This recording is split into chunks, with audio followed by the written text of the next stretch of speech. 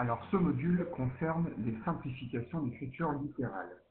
Alors, je vous rappelle que le signe fois de la multiplication peut être supprimé devant une lettre ou devant une parenthèse pour alléger l'écriture d'une expression littérale. Et une petite remarque, on ne peut pas supprimer ce signe de la multiplication, entre deux nombres. Par exemple, quand on a 2 fois 3, on ne peut pas enlever ici le signe de la multiplication car 2 fois 3, ça fait 6, et ce n'est pas égal à 23. Alors, si on prend un petit exemple, on considère 4 fois j plus h fois 9. Ici, on va pouvoir sous-entendre le signe de la multiplication et pouvoir supprimer ici le fois entre 4 et j et entre 9 et h, parce que ce sont ici, on a un chiffre avec une lettre à chaque fois. Donc là, on peut sous-entendre ce signe de la multiplication.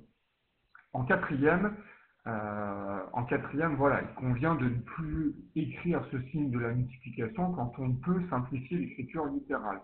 Autant en cinquième, ça pose moins de problèmes, autant en quatrième, voilà, il faut vraiment prendre l'habitude de travailler ainsi. Et d'ailleurs, ça allège fortement les écritures de vos expressions littérales.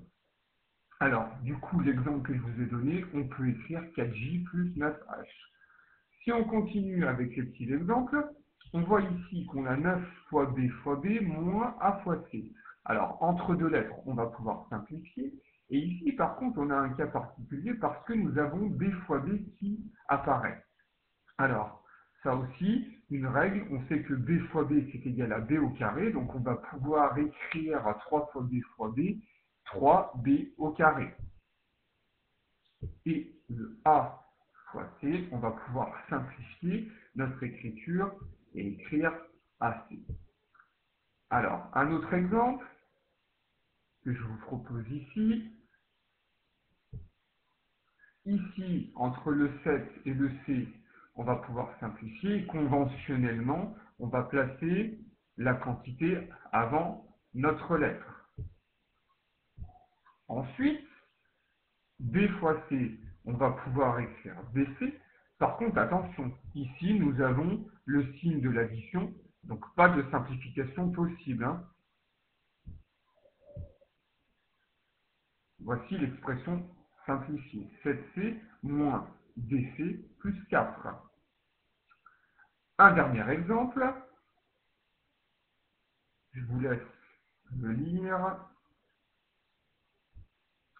Ici, Y ne change pas. Et on va pouvoir, ici, placer les quantités avant nos lettres et proposer une simplification, déjà en calculant 8 fois 12 qui nous donne 96. Et après, question à se poser, est-ce qu'on peut encore simplifier 96 fois z fois t? Ici, on peut sous-entendre les deux signes de la multiplication. Donc, au final, on a notre expression qui nous donne y moins 96 zt.